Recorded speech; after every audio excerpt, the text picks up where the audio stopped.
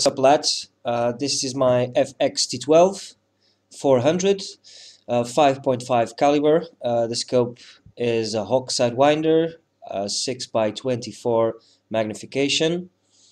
So this is my setup, and today we're here to talk about how to make a scope mount for your camera. A very cheap.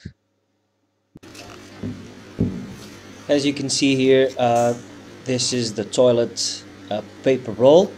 I've cutted it horizontally, and I've hugged it in a way to my scope very tight, and used a bit of duct tape to hold it into this position. Put it in and take it out, and it will always be tight to your scope.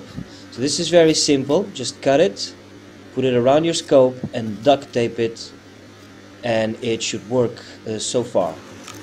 So the next step, guys, is to pick up your toilet paper roll, the second one, and just glue it into your camera.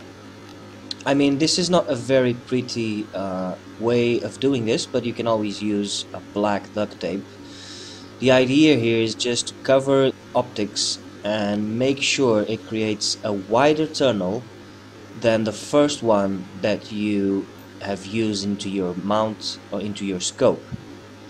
This way, what will happen is that the first roll can slide into the camera roll, creating a tight sealing, but still moves front and back, as you can see on the image. Now let's take this into the Airgun. It's very important that your tube needs a certain amount of pressure to fit in your scope. This way you will guarantee that your scope mount will be safe enough for you to carry your camera onto your gun everywhere.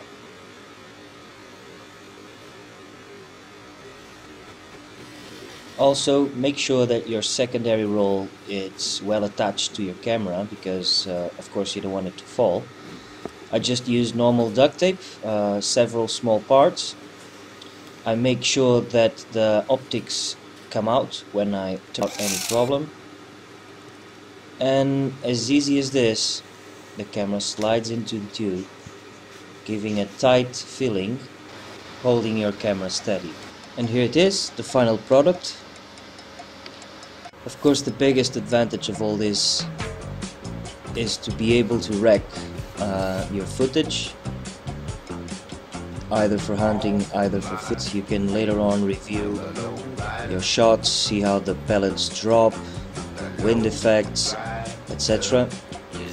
This is footage at night on a range of around 200 meters.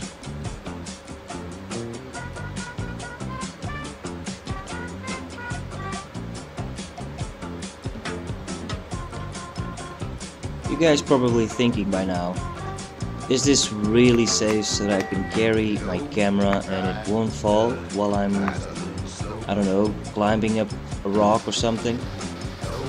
The truth is, I've used this mount for several times, and I gotta say I'm really happy how it works. It holds the camera as it should. Now here's a small footage of the potential of having a camera attached to your scope. Hope you enjoy, guys. Cheers.